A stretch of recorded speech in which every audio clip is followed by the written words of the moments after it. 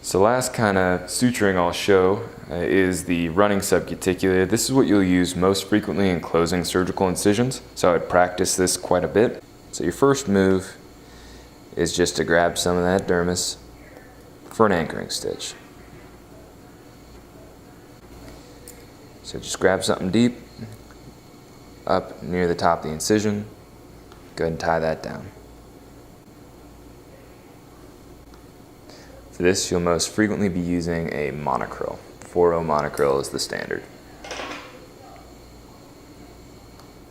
Cut nice and short. You're going to be leaving that behind. You don't want too much foreign material in the incision. Reload away from you. Grabbing the skin edge, going in the dermal layer, then right out the apex of the incision at the dermal epidermal junction. In this case, the transition from kind of a deeper pink to a lighter pink. Okay. Now load the needle towards yourself. Your first pass here, you're going to start pretty much right where your incision comes out, right at the dermal epidermal junction, moving through skin, coming out right at the dermal epidermal junction.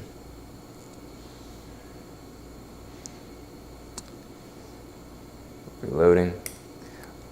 Your next, look where your suture comes out and kind of stretch it across the incision, a little stepped back from that. In the dermal epidermal junction, going out right at that same level. Pulling through, pulling tight. Going in, that D junction, making sure when you kind of look across that you're coming in and out at the same level. That can really make a difference, because when you aren't, there can be sort of a step or a ledge. As you can imagine, if you pull things together that aren't at the same level, then one skin edge gets proud relative to the other, and that can make for an ugly incision. No one likes that. So if you do, on accident, go a little deep or a little shallow, make sure you just complement it on the other side. In longer incisions, when you're using monocryl, you can sometimes take 2 or 3 bites and then pull tight, but it is best practice, particularly if you're using brands that are not monocryl. That will break if you put too much effort on it.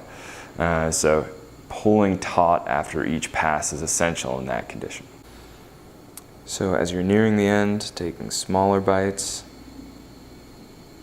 One last stitch here at the skin edge, going out through the apex of the incision.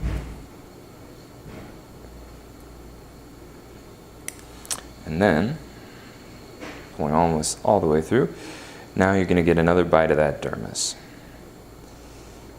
much as you did right at the beginning. Again, you're trying to hide a knot.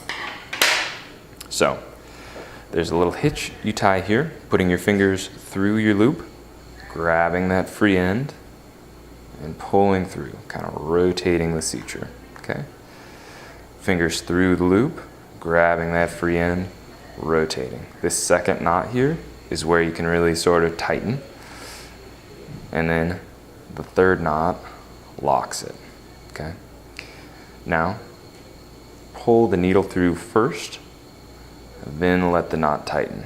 Because if the needle hooks on the other side, you end up flailing around a bit, and it looks silly. Okay. Now that you have your knot tied, reload your needle one more time, pull up on the suture end, diving down, coming out anywhere on the skin. Grabbing the needle, pulling through, then just cut the suture flush with the skin. Okay. All right. There you have your running subcuticular, your skin closed, no suture to remove, and typically pretty cosmetic skin closure.